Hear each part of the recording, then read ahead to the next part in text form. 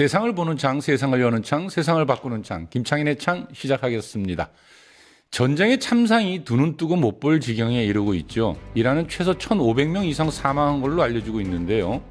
부상자는 수만 명에서 수십만에 이른다고 합니다. 어린이를 포함해서 민간인들의 피해라는 점이 굉장히 심각한 일이죠. 단순 군사시설이 아니라 주택 밀집 지역에 계속 폭격을 가하고 있기 때문인데요. 수십만의 이재민도 발생했고요.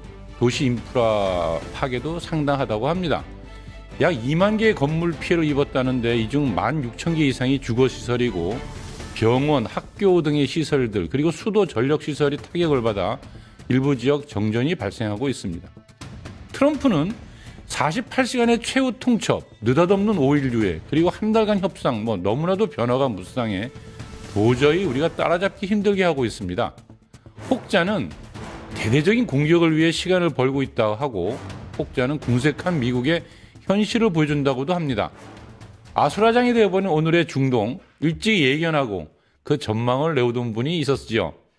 수년 전부터 이 전쟁에서 미국과 이스라엘은 결코 이란을 이길 수 없으며 세게 붙는 순간 세계의 역사는 바뀌게 될 것이라고 주장해 왔는데요. 작년 6월 전쟁 때 김창인의 창에 초청해 들었던 그 예언과 현실이 얼마나 맞아떨어졌는지 한번 살펴보려고 합니다. 오랜 세월 매의 눈으로 이란과 이스라엘을 지켜보며 날카롭게 분석해온 분인데요. 코리아 국제평화포럼의 류경환 이사장님 나와 계십니다. 어서 오십시오. 예, 안녕하세요. 류경환입니다. 작년에 나오고 다시 또 이렇게 전쟁을 맞아서 모시게 됐습니다. 예. 요즘에 전쟁을 보면 말이죠. 이 성격을 보면 정의와 도덕이 땅에 떨어지고 침략과 방어가 다 퇴색되어 버린 기분이에요. 그렇죠. 뭐냐면 그냥 힘센 자가 먼저 가서 때리고 그러고 나서 그것이 질서다 이런 개념으로 등장하는 것 같거든요. 이번 이란 전쟁 이 성격을 좀 잠깐 짚고 가야 될 것 같습니다. 예. 이번 전쟁은 명백히 이제 미국의 국제법 네. 그리고 유엔 헌장 위반 전쟁 범죄죠. 예. 그리고 반인륜 범죄를 계속 저지르고 있고요. 특별한 건 미국이 이제 2018년 핵 합의를 한번 파기하고 예. 이번 작년 6월 그리고 이번 2월에 그 두 번의 핵 협상 중에 추가로 뒤통수를 친 그런 사건으로 기록이 되겠죠.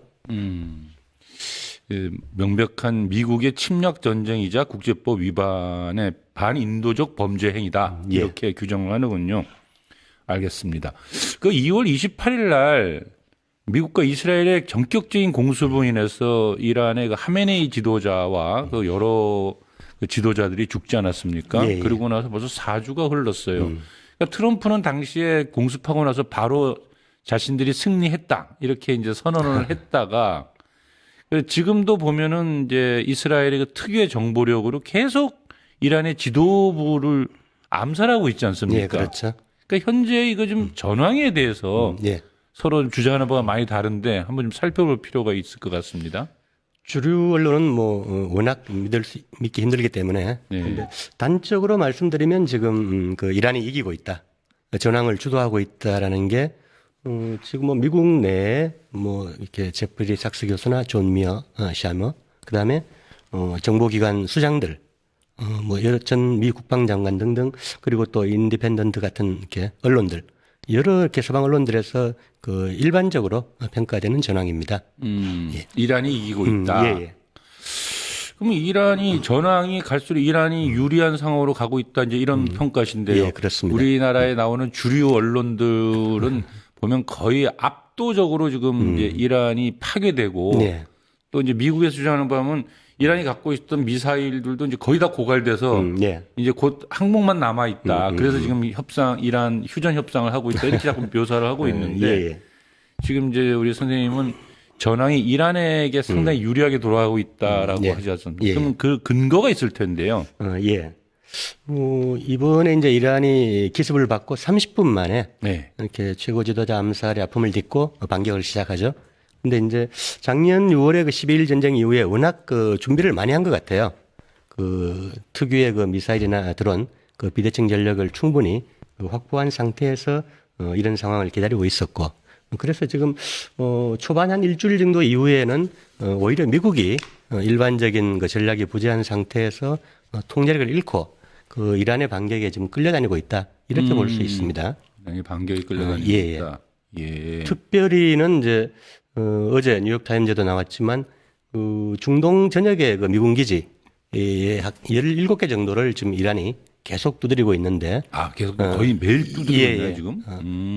이스라엘도 마찬가지고요. 그런데 문제는 이렇게 요격망이 지금 거의 붕괴된 상태에서 그 이란의 첨단 미사일에 계속 두드려 맞고 있다. 그래서 심지어는 영내 약 13개 미군 기지가 사실상 죽어불능 상태가 돼서 미군들이 다 도망가고 예. 어디 호텔이나 어디 그 주거 지역에 들어가서 그 원격으로 전쟁을 지휘하고 있는 이런 이상한 상황이 벌어지고 있어요. 이란 내부의 그 국민적 통합이라 할까요? 그 네. 좀 싸우겠다는 항전 의지는 어떻게 보이십니까? 첫날 그 하메네이 최고 지도자가 뭐 순교를 기다리고 있었죠.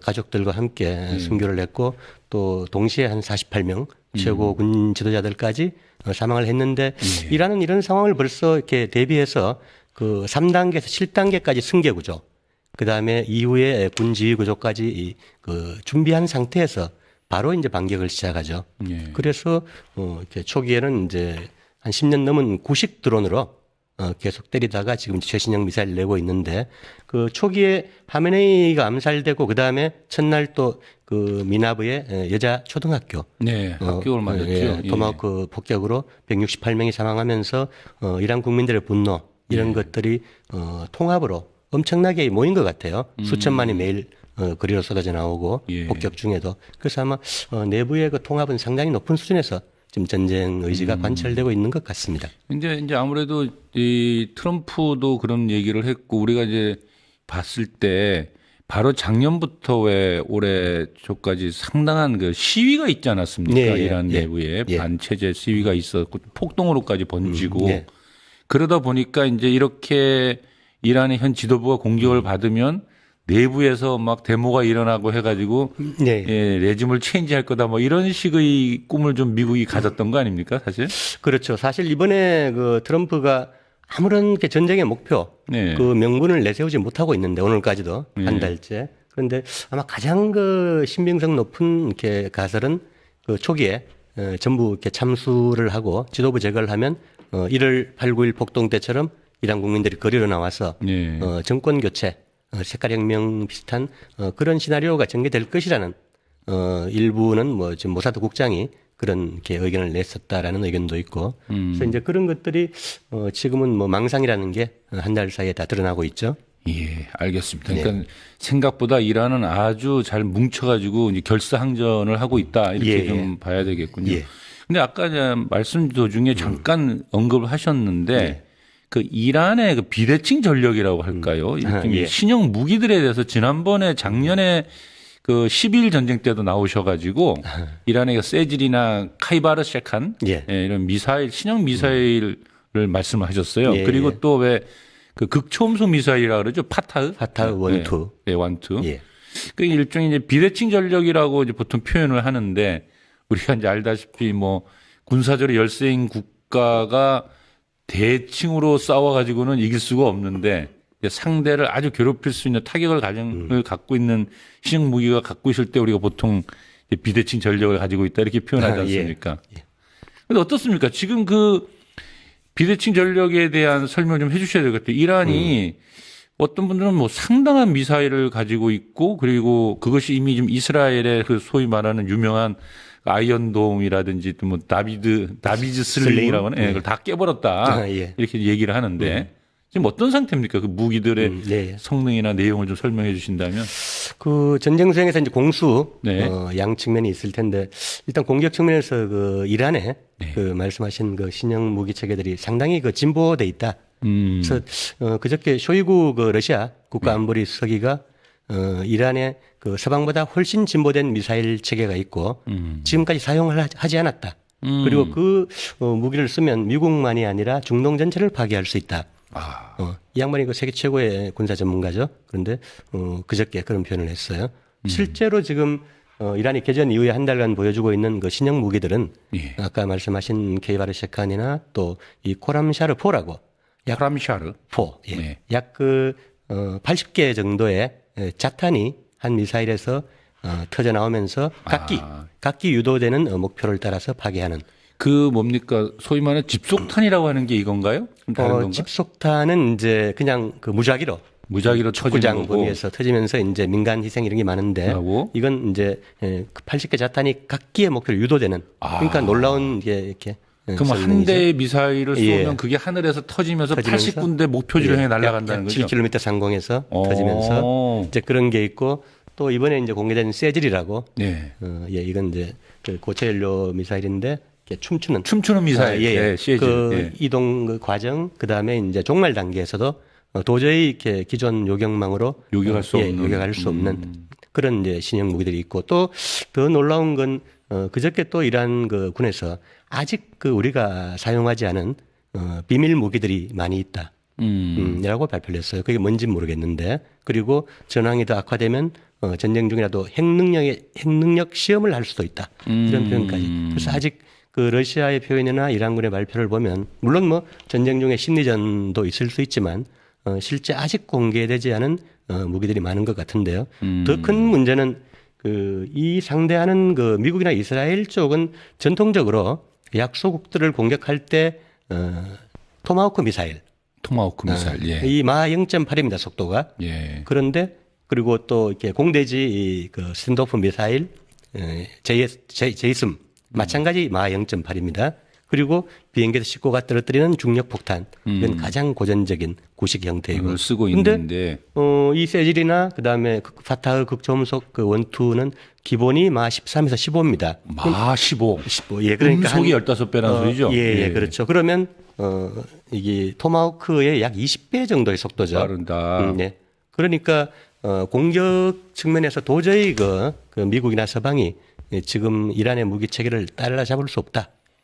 참 놀라운 일인데 네. 이거는 전혀 다른 질문인데 이란이 언제 그렇게 많은 최신형 미사일들을 개발하고 또 그것을 전쟁용으로 실전에 배치를 해놨습니까?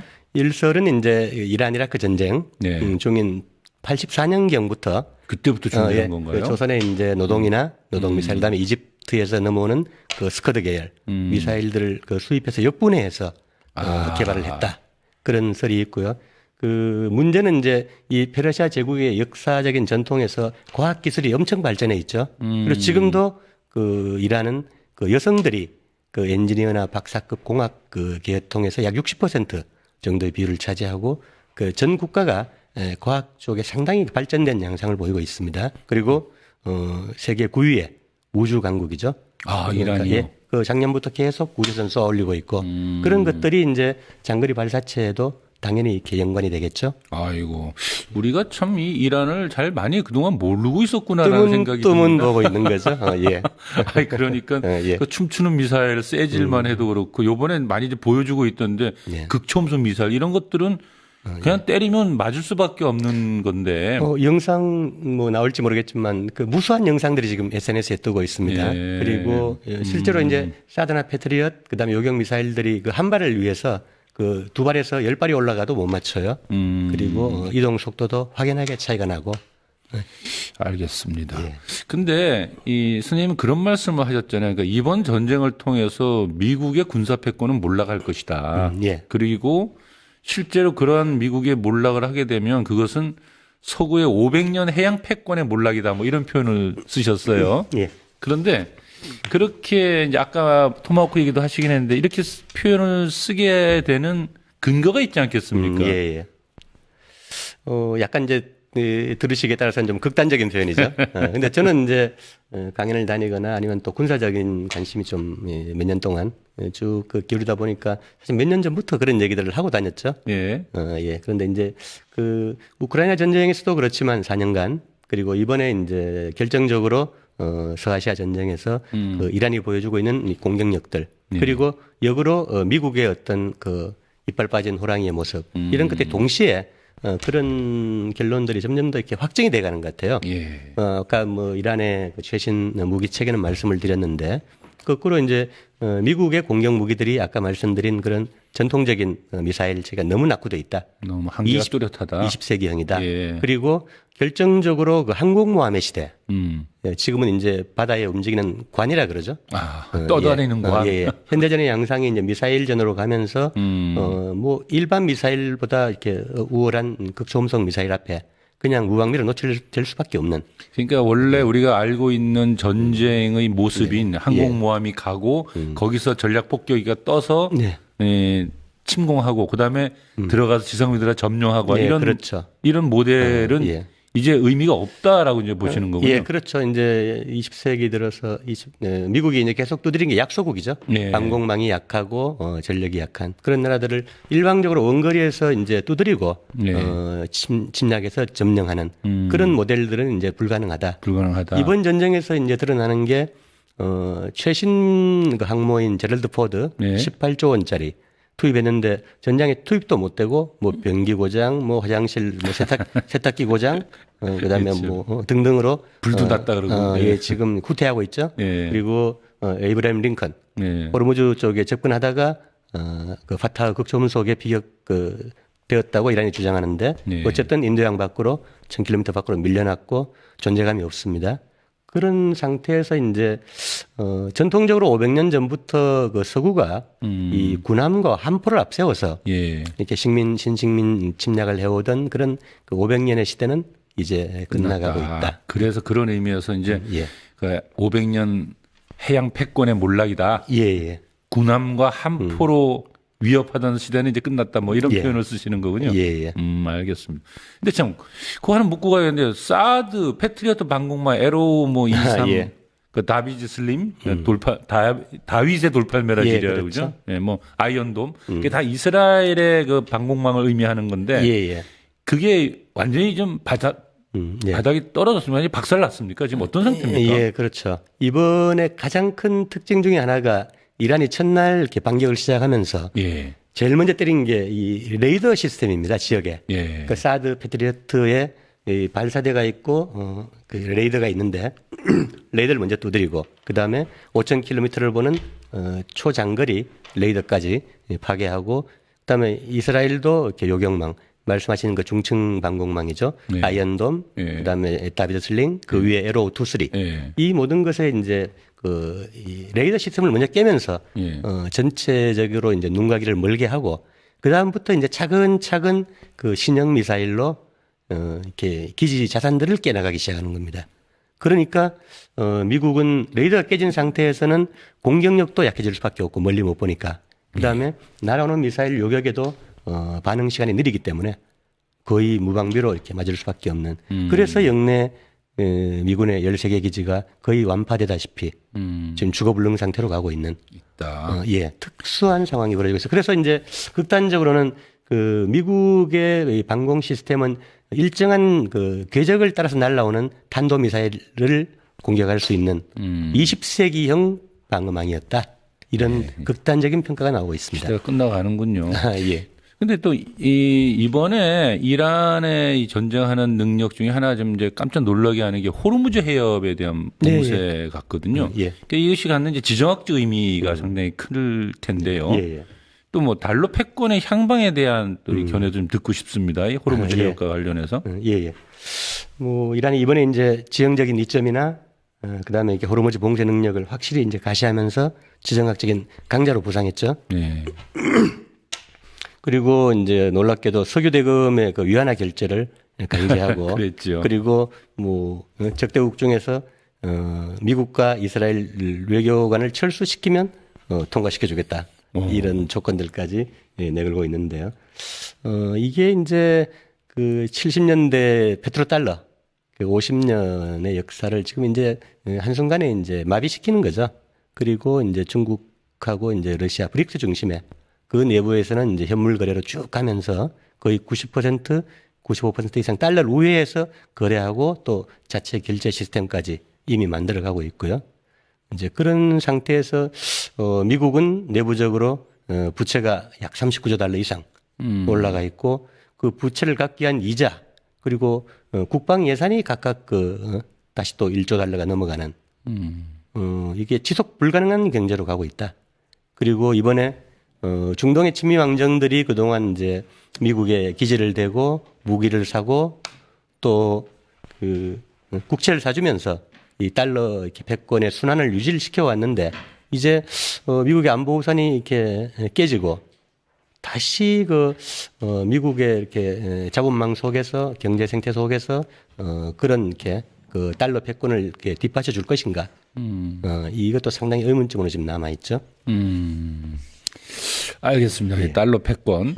그렇다고 해서 지금 이 페트로 달러에서 페트로 위안화로 당장 넘어갈 수 있는 구조가 지금 형성되어 있는 건 아니니까. 네, 예. 이거는 이제 이번에 아무튼 굉장히 보면 이란이 좀 심리전 같기도 하던데 예. 호르무즈에 있는 배들 보고 위안화로 결제하면 보내주겠다 뭐 이런 이야기도 나오는 거 봐서. 예, 그죠? 실제로 뭐 척당 200만 불 예. 상당의 약 1,400만 위안이죠. 예. 그 배럴당 한 1불 정도 그러니까요. 추가 비용이죠. 그러니까 그런 식의 모습들, 이란이 준비를 많이 했구나라는 생각이 좀 들기는 합니다. 이번 전쟁을 대비해서. 예. 중국과도 심도 있는 논의를 했겠죠. 했겠죠. 예. 그리고 작년 그 6월 12일 전쟁 이후에 이란의 취약점이었던 어떤 그 우주통신, 그다음에 이렇게 정보전, 전자전, 그리고 특히 이 방공망과 그 지대함 미사일 네. 접근을 멀리서 하니까 그런 그 약점에 대해서 중국과 러시아의 지원을 상당히 많이 받고 지난 8개월간 준비를 많이 해온 게 아닌가. 지금 그런 정황들이 여러 군데에서 드러나고 있습니다. 알겠습니다. 근데 이스라엘을 보니까요, 지금 연일 그 레바논의 헤즈볼라를 아주 그냥 뭐 맹공격하고 있다라고 계속 보도에 나오는데요. 예. 아무튼 뭐 지상군을 투입해서 아예 다 밀어내고 거기를 그냥 땅을 점령하겠다, 뭐 이렇게 나오는 기세던데 이라크 민병대도 활동을 시작한 것 같고 또 예멘 후티가 예. 또 지난 그 2년간 드론과 미사일 공격으로 아무튼 홍해나 수에즈 운하 항로를 사실상 마비시킨 전력이 있지 않습니까? 예. 최근에 참전의 시간 문제다 뭐 이런 얘기를 하고 있더라고요. 어떻습니까? 이 우리가 소위 저항의 축이라고 부르지 않습니까? 네. 네, 저항의 축. 이들이 지금 이제 저항 전선으로 좀 재편되고 있는 것 아니냐라고 보는데 여기에 대해서는 좀 어떻게 예. 평가를 하십니까? 당연히 이제 그 미국 이스라엘이 이제 기지들이 깨져 나가면서 이게 종이 호랑이였다는 게 드러나니까 영내에서 통제력이 엄청 떨어지겠죠. 그 사이에 한 달 동안 이제 기존의 저항의 축, 이란, 이라크, 시리아, 레바논, 예멘 뭐 등등 이런 나라들이 이제 저항의 전선으로 유기적으로 결집을 해서 통일된 움직임을 보이기 시작합니다. 이게 지금 가장 그 무서운 변화인데요. 저항의 축 수준이 아니다. 이제 개별적으로 이제 저항을 하다가 저항 전선으로 뭉친 연대 전선이 돼가고 있다. 예. 그래서 이게 향후에 그 중동 안보 질서에도 엄청난 영향을 미칠 텐데요. 조금 더 구체적으로 이제 말씀드리면 그 이라크의 경우에 2011년 미국 침공 이후에 엉터리 없는 대량살상 무기 핑계로 와서 이제 나라가 망가졌죠. 그렇죠. 근데 이제 15년 만에 작년 말에 이 친이란 계열의 이제 총리가 취임을 하고 며칠 전에 그 이라크의 강력한 이렇게 그 통합 민병대 통합군 부대가 그 독자적인 이렇게 군사작전 권리를 정부로부터 얻었어요. 네. 그러니까 이제 거의 이제 그 정부군 수준으로 격상된 겁니다. 그 군대들이 바그다드 그린존에 미디어서관을 공격하고 또 북부의 아인 알라사드, 에르빌 남은 두 개의 큰 기지를 공격해서 실제로 미군들이 요르단하고 이라크 북부로 도망갔어요. 쿠르드 지역으로. 그런 이렇게 상당히 충격적인 좀 변화가 일어나고 있고 또 헤즈볼라는 어떻습니까?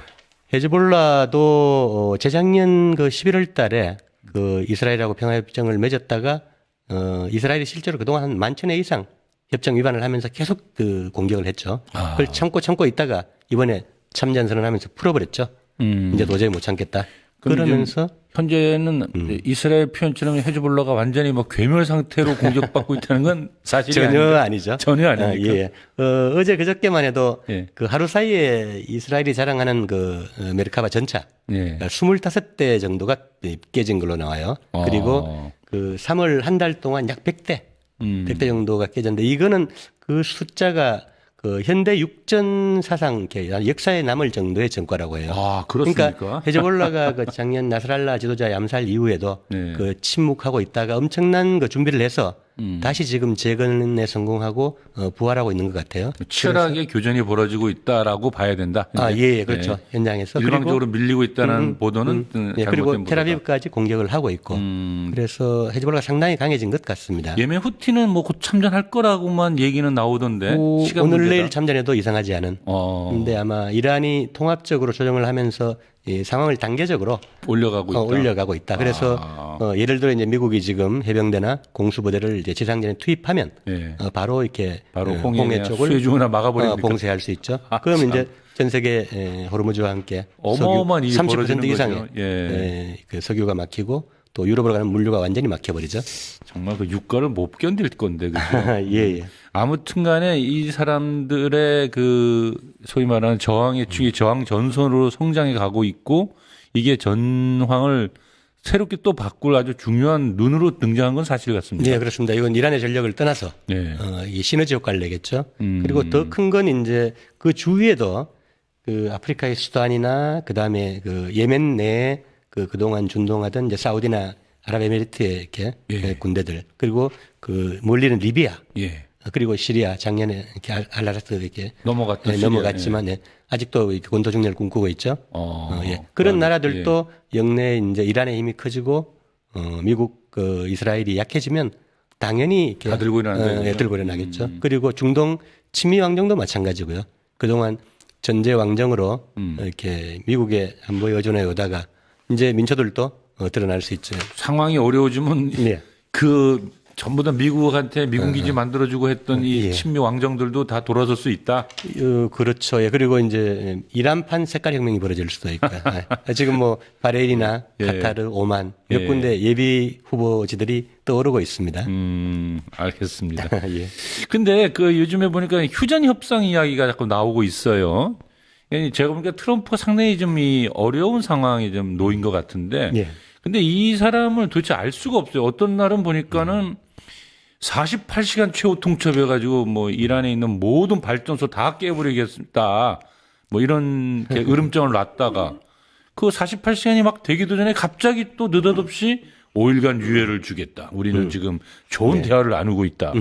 뭐 이런 얘기를 하니까 이라크에서는 우린 대화를 나눈 적이 없다. 이제 이렇게 얘기를 나오고 그러다가 또 이제 지금 와서는 6일까지 6일이니까 열흘 동안 또 유예를 하면서 이제는 아주 뭔가 적절한 사람들과 좋은 대화를 하고 있다. 뭐 이렇게 얘기를 해요. 그래서 종잡을 수가 없는데 어떻게 좀 마시고 지금 종전회담을 하는 겁니까? 지금 협상이 진행되고 있는지 자체를 알 수가 없는데. 그 이란이 재밌는 표현을 했어요 어제. 미국은 스스로와 협상을 하고 있다. 자기 스스로 협상하고 있습니까? 우리는 한 적도 없고 하기 싫으니까 이번에 침공에 대한 역사적인 교훈을 충분히 가르친 다음에 시작할 테니까 우리 미사일하고 협상을 해라. 당분간은 그런 표현을 했어요. 미사일과 협상해라. 이 무서운 말이죠. 그래서 이제 그 말씀하신 것처럼 트럼프는 개전 이후 한 달 동안 매일 5번, 10번씩 말이 바뀌니까. 계속 말이 바뀌어요. 도저히 이렇게 미국 내에서도 이제는 뭐 신뢰 자산이 제로가 돼버렸는데 얼마나 이제 다급하면 지금 그 수세에서 계속 그렇게 이란 혁명 수비대 직접 그 뒤로 연락을 해서 휴전 협상을 내걸할 정도로 그런 상태인데 그 이란은 아까 말씀드린 것처럼 명백히 그 교훈을 가르치고 다시 그 재침공할 그 엄두가 안 날 때까지 이렇게 두드린 다음에 평화협상으로 가겠다. 트럼프가 원하는 건 휴전 협상이고 급하니까 일단 정전, 한국 전쟁처럼 정전 아니면 휴전. 그래서 또 한 달 벌고 또 이렇게 무기 보충해서 다시 공격할 수도 있는. 이번에 이란은 확실히 그런 여지를 없애버리겠다는 거죠. 3번의 배신을 당했으니까. 이제 이란이 원하는 거는 완벽하게 전쟁을 정단하고 평화 협상을 맺지 않는 이상 이런 식으로 엉거주춤하게 전쟁을 끝내지는 않겠다 이런 거네요. 그런데 이제 문제는 그 양측의 휴전 조건하고 이란의 평화 조건이 하늘과 땅 차이기 때문에 너무 안 맞죠. 아마 시간이 그 얘기를 한번 해보죠. 예.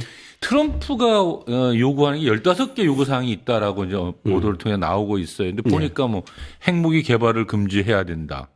농축 우라늄을 제거해야 된다. 탄도미사일 프로그램도 해제해야 된다. 호르무즈는 완전 개방해야 된다. 가만 보니까 이거 거의 항복 문서에 가까운 요구를 15가지 정도 예, 하고 있는데. 그건 이란도 마찬가지고요. 예. 뒤에 보시겠지만. 네. 근데 현재 이 15개 요구사항이라고 하는 것은 이 이란으로서 도저히 받을 수 없는 내용일 텐데요. 네, 그렇습니다. 예. 재밌는 게 예. 그 2월 28일 미국이 침공하기 전에 이틀 전에 이제 그 오만의 중재로 3차 핵 협상을 했고 거기서 이란이 엄청난 양보를 합니다. 이제 뒤늦게 알려졌지만 그 농축 그 60%의 우라늄을 약 440kg 있는 것을. 예, 핵무기 10개를 만들 수 있는 거를 해외로 어딘가로 반출할 수 있다. 그다음에 이제 핵 그 프로그램은 민간 20% 예. 20% 이하의 민간 평화적인 이용만 하겠다. 그리고 IAEA 사찰 열심히 받겠다. 예. 뭐 그런 이렇게 파격적인 제안을 했고 이게 트럼프가 그걸 보고는 받았는데 예. 그걸 받아들였으면 역대 미국 행정부 중에 가장 성공한 이란 협상. 예. 이렇게 역사에 남을 그리고 이런 참혹한 전쟁도 없었을. 그런데 이틀 만에 배신하고 때려버린 거죠. 그런데 지금 다시 그런 조건을 들고 나오면 이란은 이제 안 받는 거죠. 인구 9,300만의 페르시아 제국이 바보가 아닌데 받을 수 없어. 그리고 이 15개 조항들이 아주 산만해요. 아까 미사일 프로그램에도 쭉 뭐 그동안 하던 얘기들 그냥 미국이 할 수 있는 게 없으니까 그냥 나열한 수준에 받을 수 없다 이라는. 그러니까 지금 뭔가 좋은 대화가 진행된다고 해도 이 내용으로 될 가능성은 없다라는 것이고. 예. 근데 이란도 또 자신들의 요구 사항을 내걸지 않았습니까? 그런데 이란의 내용을 보면 이제 공격을 중단하라는 것이 있는 것 같고 이제 금융 제재나 원유 수출 제한 묶어놨던 제재 풀어라. 그건 당연한 거고요. 예, 이게 있고 그 평화적인 핵 개발을 유지하겠다라는 거고 우라늄 농촌 일부 허용하라면 뭐 이거 보니까는 이제 주로 이란이 얘기하고 있는 것은 전쟁에 대한 배상까지도 요구를 하고 있는 것 같은데. 예. 그러니까 일종의 그 승전국이 예. 패전국에 요구하는 이 어찌 보면은 이게 힘겨루기 같기도 하고 이것도 미국이 못 받을 거 아닙니까 이런 요구 조건. 당연하죠. 예. 일단 뭐 초안 형태로 네. 아마 교환은 물밑에서 되고 있을 것 같은데 이란이 부정하고 있지만 근데 이제 그 이란의 요구 조건의 가장 큰 특징은 아까 뭐 기존의 뭐 핵 개발 뭐 미사일 그다음에 영내 대리 세력 지원 뭐 제재 해제 이런 것들이 아니고 부차적인 거고 이건 그 중동의 안보 구조 그 나토가 동진해서 우크라이나 전을 불러왔듯이 계속 그 친미 왕정을 통해서 그 이란을 동진해 오면서 서아시아에서 이란의 안보 불안을 키웠다. 그래서 이제 그 다시는 이제 재침공을 하지 않겠다는 국제적인 보증, 미국 의회의 비준을 거친 그리고 그 물적인 토대로 영내 미군 기지의 철수 그리고 말씀하신 중동 지역 전체 레바논이나 이런 침략 전쟁의 완전한 중단 이런 그 안보 군사 안보 정치적인 조건을 내세우는 이게 더 무서운 거죠. 그래서 이제 이게 아까 말씀하신 거의 뭐 승전국이 패전국에 내세우는 조건, 가혹한 조건이고 미국이 금방 받기 힘든 절대 조건이다. 그러니까 양쪽 다 받을 수 없는 조건을 내세워 놓고 협상을 한다라는 거는 이건 뭐 사실 지금 협상의 성공을 바라는 것 같지는 않은데. 예. 근데 만약에요. 이런 노력들이 전부 다 실패할 경우에 있지 않습니까? 트럼프에게 남아있는 군사 옵션이 있습니까? 우리가 보통 보면 왜 지상군 투입한 전면전이 또 남아있다 이렇게 표현을 하긴 하던데. 그 문제는 아까 그 미국의 핵 항모 전단 두 개가 후퇴했죠. 그랬죠. 거의 전쟁에 참여도 못하고 이게 한 전단이 한 나라의 국방력을 상회하는 그렇죠. 전쟁을 엄청난데. 치를 수 있는 엄청난데 그 두 항모 전단이 1000km 내외로 진입을 못하고 후퇴를 했는데 그 지금 트럼프가 주장하는 뭐 해병대, 원정단, 그 다음에 공수부대, 일부 지상군 10,000명이 안 되는 이런 지상군으로 어떻게 접근을 할 것이며 그리고 그 호르무즈 해안의 그 4,000m대 이렇게 고원지대 입구로 들어가서 상륙을 했다 하더라도 이렇게 보급선 없이 그게 전멸로 가는 이 자살 충동에 불과하다. 그래서 자살 충동이다. 기본 군사 교리상 불가능하고 특히 이제 그 이란의 미사일이나 군집 드론의 공격에 무방비로 노출될 수밖에 없다. 그래서 들어가면 바로 인질이 되거나 전멸할 수밖에 없는. 그래서 트럼프의 선택 옵션이 될 수가 없는 상황입니다. 예. 그래서 혹시 뭐 방공망이 약한 그 남부에 이제 차바하르나 반다르 아바스 쪽으로 일시적으로 상륙할 수는 있겠지만 오래 버틸 수 없다. 그리고 이란은 그 이란 이라크 전쟁 8년 동안 단련된 용사들 그리고 지금 100만 그 군대를 그 모병해서 상륙을 기다리고 있다. 알겠습니다. 예. 더 이상의 군사 옵션은 없다. 그럼 이 전쟁은 제가 봐도 그러면 이란이 승전했다라고 봐도 과하진 않겠구나 하는 생각은 드는데 일단 그거는 좀 더 지켜봐야 될 일인 것 같고요. 미국의 그 걸프전 이후에 35년 동안 영내에 그 수십 개의 미군 기지를 그 만들지 않았습니까? 네. 그 미군이 한 5만 명 이상 주둔해 왔는데 이른바 이제 미국의 안보 우산인데 네. 이 걸프의 왕정들이 말이죠. 이번 전쟁을 통해서 미국이 과연 우리를 보호해 주는 거에 대한 좀 의문이 들었을 것 같거든요. 예. 왜냐하면 보니까 막 미군 기지가 있는 그 나라들 뭐 이 마구 날라오니까 미사일이 날라오고 제가 볼 때 이번 전쟁이 이렇게 진행된다면 그 걸프 지역에 있는 친미 왕정들 네. 이들의 그 운명은 앞으로 어떻게 되는 거냐. 그리고 나토가 전혀 여기에 개입할 수 없는 상황으로 가던데 나토의 운명까지 한번 좀 이 전쟁이 진행되면서 나타나는 이 전망을 좀 말씀 좀 해줬으면 좋겠어요. 우선 뭐 중동 그 걸프 6개국 그 친미 전제 왕정이죠. 예. 예. 그동안 이제 말씀하신 것처럼 미국 안보 우산에 기대서 이렇게 의탁하면서 미국 그 국채를 사고 무기를 사고 미국 내 2조 달러, 4조 달러 막 투자하면서 미국 한심을 사고 해서 기대해 왔는데 이번 그 개전하고 며칠 만에 영내 이렇게 미군 기지가 전혀 자신들의 안보를 지켜줄 수 없다는 게 증명이 돼버렸고 도리어 또 그냥 두바이 같은 경우는 막 깨지는 걸 느끼는 거 아닙니까 자신들이. 그리고 이제 그 이란에 대한 어떤 그 공격의 전초 기지로 35년 동안 기능해왔던 원죄가 있기 때문에 이란의 반격에 아야 소리도 못하고 맞는 상태인데 문제는 이제 이 나라들이 지금 이제 미국이 이렇게 약해지는 상황에서 그 앞으로 그 영내 새로 이렇게 형성되는 안보 구조에서 그 이란이나 지역 초강대국이 될 텐데 이란이나 중국, 러시아 같은 브릭스 쪽하고 어떤 균형점을 찾거나 아니면 그쪽으로 다가가는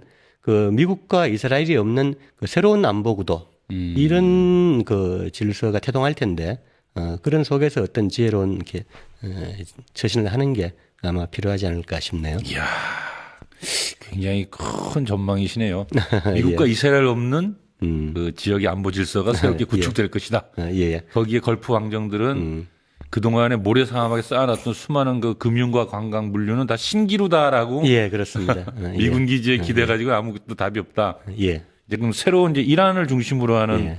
그 질서에 편입하게 될 것이다. 뭐 그럴 가능성이 크다고 봅니다. 사실 크다. 1차 대전 이후에 네. 그 영국이 이제 중동의 석유를 이렇게 편하게 빼먹기 위해서 임의로 나눈 국경선이잖아요. 예. 걸프 국가들이.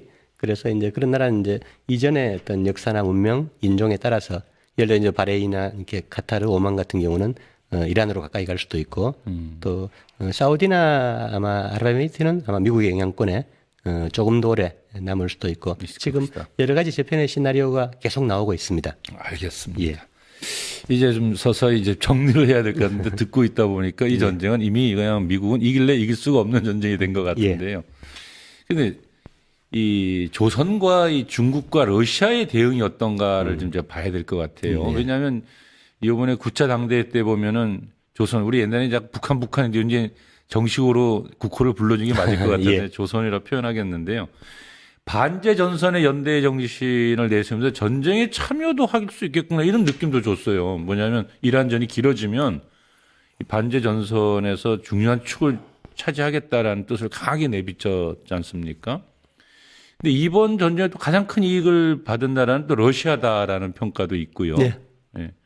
이 제재를 묶이는 러시아는 석유도 이제 팔게 되었으니까 어떻게 봅니까? 이 이란 전쟁의 세계사적 의미를 놓고 봤을 때 처음 말씀하신 그 조중로의 참전 가능성은 저는 좀 희박하지 않을까. 예. 그 미국이 마지막 남은 전략 옵션 중에서 이제 핵을 꺼내들거나 예. 아니면 이스라엘이 실존적인 이렇게 위협 앞에서 삼선 옵션 핵 사용을 이렇게 꺼내들 때는 조중로가 반드시 개입할 수밖에 예. 없을 거예요. 그런데 이제 지금의 재래식 공방 수준에서는 그 이란이 그 앞으로 그 3년 이상 새로운 미사일을 만들지 않고도 전국 그 30여 개 지하 미사일 기지에서 꺼내 쓸 수 있는 미사일이 있다라고 이렇게 공표하고 있는 상황에서 미국은 이제 쓸 수 있는 공격 무기도 요격 무기도 고갈돼 가고 있고 그런 상태에서 굳이 조중러 같은 더 큰 그 형님 국가들이 개입할 이유는 없다. 그런 상태인 것 같고요. 하지만 원칙적인 지원과 이 군사적 연결 이런 것들은 다양한 방법으로 지원하지는 않겠습니까? 예, 당연하죠. 미국이 지금 국방 그 생산력이 너무 떨어져서 이번에 트럼프가 급하게 CEO들 불러놓고 국방 CEO들 그 탄약 생산 4배로 늘려라. 뭐 그다음에 이번에 다 파괴된 레이저 복원해라라고 해도 히토리 없으면 못하는 거고 반도체 칩이 없으면 못하죠. 그 공급망은 중국이 잡고 있고 그리고 이번에 그 아이러니가 미국이 이제 급하니까 유가 올라가니까 러시아, 이란, 베네수엘라 다 풀어버렸죠. 석유 제재를 풀어버렸죠. 예. 이 그런 상태에서 뭐 이란이나 러시아는 지금 하루에 1억 5천 달러 이상의 돈을 벌고 있고. 참. 예. 그런 참 엽기적인 상황인데 어쨌든 그 미국하고 이제 나토는 계속 전략적으로 이제 돼갈 수밖에 없다. 그리고 미국이 급하니까 인도태평양에서도 한국의 사드나 패트리엇 빼가고 탄약 빼가면 지구촌 전체에서 전략 균형이 또 깨질 수밖에 없다. 결국 이번에 그 미국이 했던 장대한 분노 작전 이건 세계의 가장 중대한 전략적 오판이었다 이렇게 보여지는군요. 예, 그렇게 역사에 기록될 겁니다. 예. 결정적인 순간이네요. 세계사적 전환기인데. 예, 그렇습니다. 그 우크라이나 전쟁, 이란 전쟁을 다 보면서 참 많은 교훈을 던져주는 것 같아요. 왜냐하면 현재 미군들이 우리나라에도 주둔하고 있고 그리고 또 여전히 가장 또 전쟁의 위험이 있는 곳이 이제 대만 해협과 한반도인데 우리가 가야 될 슬기로운 길은 무엇이냐라는 말씀을 좀 마무리를 드려야겠습니다. 예. 이번에 가장 큰 충격은 그 영내 전 세계 한 80개국에 약 800개 정도 미군 기지가 있는데 그동안은 미국 패권의 상징으로 비춰졌는데 이번에 얼마나 취약한 모래성인가. 그래서 더더구나 이제 동아시아에는 조중러 3개 핵초강대국이 이렇게 집결해 있는데 그 1, 2 도련선 한국과 일본에 있는 수십 개 미군 기지도 그만큼 취약할 수밖에 없다. 그리고 한국도 미국의 안보 우산에 언제까지 이렇게 밀려다니면서 주권을 내주고 작전권도 없이 그 안보 수탈 그다음에 이제 경제 전쟁의 수탈을 당하면서 지금처럼 일방적으로 끌려갈 수는 없다. 그래서 이런 부분에 대해서 좀 어떤 주권과 국익 차원에서 저희도 이제 브릭스 쪽과 이렇게 다리도 놓으면서 좀 새로운 전망을 모색할 시점이 되었다라고 생각을 합니다. 감사합니다. 예. 예. 작년 6월에 있었던 이란 전쟁과 이번 전쟁이 몇 가지 공통점이 있는 것 같습니다.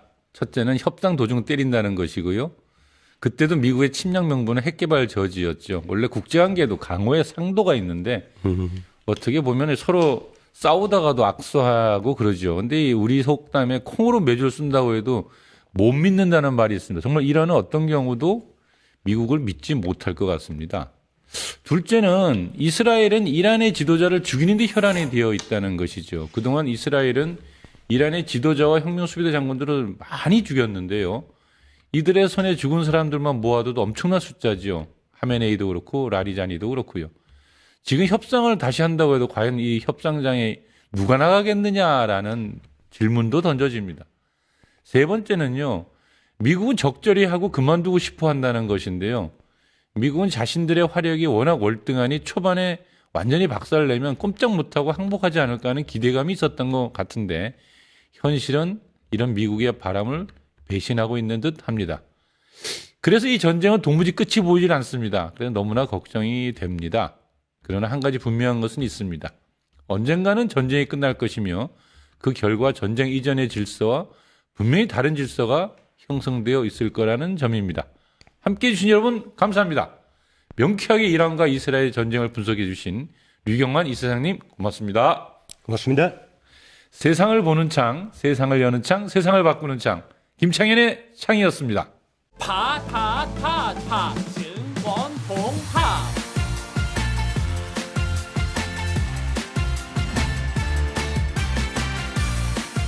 이제 저녁 8시 30분 퇴근 후 퀴즈 한판 혼자 하지 마세요. 같이 해요.